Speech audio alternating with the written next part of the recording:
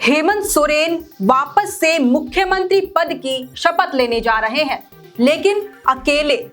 कल 28 नवंबर को शपथ ग्रहण समारोह के दौरान कोई भी दूसरा मंत्री शपथ नहीं लेगा, जबकि इससे पहले ये लगभग तय था कि मोरहाबादी मैदान में शाम 4 बजे तमाम बड़े नेताओं की मौजूदगी में हेमंत सोरेन के साथ साथ जेएमएम, कांग्रेस और राजद के कुछ विधायक भी मंत्री पद की शपथ लेंगे। कुछ विधायकों के नाम भी सामने आ रहे थे, विभागों की भी बात चल रही थी, लेकिन अब ऐसा नहीं होगा। मगर क्यों? अंतिम समय में हेमंत सोरेन ने अपना डिसीजन क्यों बदल लिया?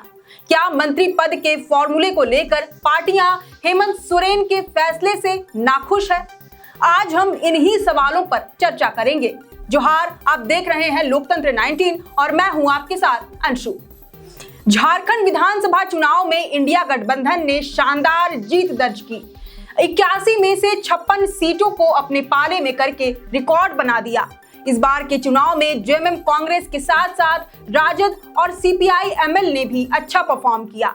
इस वजह से सभी दलों की आकांक्षाएं बढ़ गई हैं, लेकिन सबसे पहला पेच माले पर ही जाकर फंसता दिख रहा है, क्योंकि इस बार इंडिया गठबंधन में जेएमएम, कांग्रेस, राजद के अलावा भाकपा माले भी शामिल है। कायदे से गठबंधन के सभी सहयोगी दलों को कम से कम एक मंत्री पद तो अवश्य ही मिलना चाहिए। यही ख्वाहिश माले की भी है। अगर मंत्रिमंडल का विस्तार होता है तो ये तय मान लीजिए कि माले भी अपने हिस्सा जरूर मांगेगी।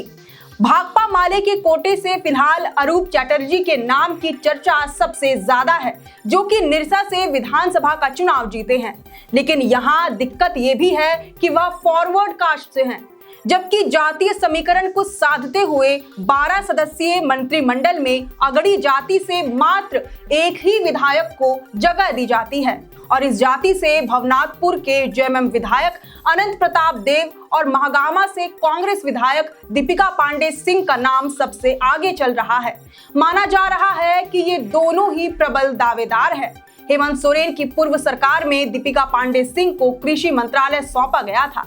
अनंत प्रताप देव या फिर दीपिका पांडे सिंह, इन दोनों में से किसी एक को मंत्री पद देकर हेमंत सोरेन क्षेत्रीय समीकरण को भी साध लेंगे। वैसे ये तो हो गई माले की बात।